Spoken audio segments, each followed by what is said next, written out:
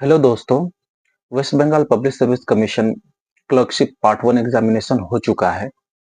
मेरे पास जो question paper arrange हुआ है, क्योंकि इस बार क्वेश्चन पेपर तो लाने नहीं दिया था कमीशन ने, तो कुछ कुछ क्वेश्चन बेस्ड ऑन मेमोरी मुझे मिला है। वो 16 नवंबर शिफ्ट वन का है। इसमें से जो भी जीके पार्ट्स के क्वेश्चन है उसका डिटेल सोल्यूशन मैं प्रोवाइड कर रहा हूँ।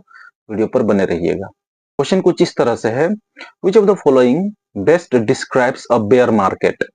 बोला है कि नीचे कोनटी बेयर मार्केट के सर्वोत्तम वर्णना करे। यानी कि जो बेयर मार्केट होता है उसका अर्थ पूछ रहा है यहाँ पर। ये इकोनॉमी का क्वेश्चन है। तो देखो, शेयर मार्केट सुने हैं हम लोग या स्टॉक मार्केट, तो उसी में से बुल और बेयर दो टर्म यूज किया जाता है। बुल कहने का मतलब है जब मार्केट का प्राइस, शेयर का प्राइस उठ रहा हो, इंक्रीज हो रहा हो, बढ़ रहा हो। और बेयर कहने का मतलब है जब वो मार्केट का प्राइस घट रहा हो। तो गिवन ऑप्शंस में से अगर हम लोग देखेंगे तो ऑप्शन नंबर बी में है a market in which prices are falling. यानी कि एक ऐसा मार्केट जिसमें प्राइसेस घट रही हो, गिर रही हो, तो इसी को कहेंगे हम लोग बेयर मार्केट। बुल और बेयर दो टर्म होते हैं जो हम लोग शेयर मार्केट में या स्टॉक मार्केट में यूज करते हैं बॉन्ड्स एंड सिक्योरिटीज के लिए। नेक्स्ट क्वेश्चन हम लोग देखते हैं, who is considered the founder of Renaissance art. Renaissance art का फाउंडर किसको माना जाता है? तो देखो, इटली में ये शुरू हुआ था पुनर्जागरण कला, रेनेसा आर्ट, पुनर्जागरण मूवमेंट पीरियड भी बोलते हैं। 14th सेंचुरी में शुरू हुआ था, 1516 तक बहुत बढ़िया से चला था। तो इसमें से जो रेनेसा आर्ट है, रेनेसा कला है, उसका कोई पर्टिकुलर एक फाउंडर नहीं है, but as the given options, जिसमें ऑप्शन ए में दिया है Donatello, Giotto, Masaccio, Leonardo da Vinci.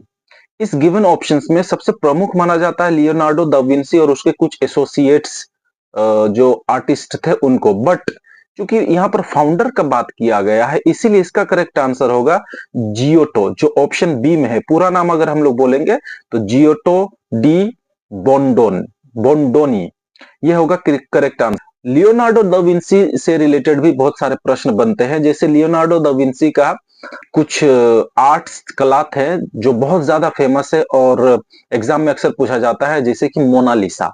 Who was the artist of Mona Lisa? तो मोनालिसा का आर्टिस्ट कौन है?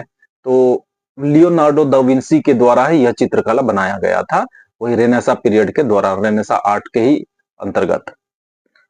नेक्स्ट क्वेश्चन बोल रहा है कि Jamini Roy was a famous dash. अब चार ऑप्शन से, producer, painter, dancer and actor. तो जामिनी या फिर यामिनी भी कह सकते हैं हम लोग बंगाली में। यामिनी रॉय একজন विख्यात ছিলেন। के छिलेन? तो यामिनी रॉय दरअसल वो एक पेंटर थे। ऑप्शन बी इसका करेक्ट आंसर होगा। Yamini Roy was a famous painter. Next question, numismatics is the study of. Numismatic किसके अध्ययन को कहा जाता है? तो जो कोइंस, सिक्कों का अध्ययन होता है, विशेष रूप से एंशियंट कोइंस का, तो उसके अध्ययन को ही न्यूमिस्मेटिक्स कहा जाता है। इसलिए गिवन ऑप्शंस में से ऑप्शन सी यानी कोइंस करेक्ट आंसर होगा। और ऑप्शन डी में जो है इंस्क्रिप्शंस, इसका भी एग्जाम में अक्सर पूछा जाता है। स्टडी ऑफ इंस्क्रिप्शंस, इंस्क्रिप्शंस के अध्ययन को क्या कहते हैं? तो इसको कहते हैं एपिग्राफी। ये भी एक एक्स्ट्रा इंफॉर्मेशन की तरह याद रखो। नेक्स्ट क्वेश्चन देखो, the concept of gig economy is characterised by. Gig economy का अवधारणा से क्या समझते हो या उसकी क्या विशेषताएं हैं? तो पहले हम समझते हैं गिग इकोनॉमी किसे कहते हैं।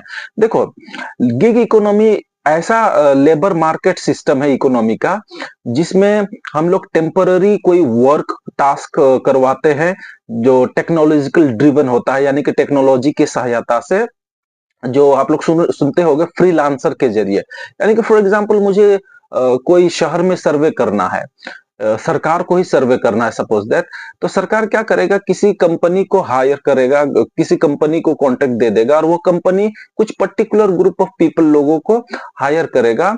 जो भी टेक्नोलॉजी, कंप्यूटर वगैरह, लैपटॉप वगैरह हैंडल करने जानता है, डेटा एनालाइज करने जानता है, उन लोगों को हायर करेगा और वो सर्वे कराएगा। जैसे वो सर्वे खत्म होगा तो उसका टास्क भी खत्म हो जाएगा for a short period of time के लिए। यह जनरली किया जाता है एज फ्रीलांस। तो गिवन उसको गिग इकोनॉमी कहते हैं। गिवन ऑप्शंस में से तो ऑप्शन बी में आपको दिख रहा है शॉर्ट टर्म कॉन्ट्रैक्ट्स और फ्रीलांस वर्क, इसी को कहते हैं गिग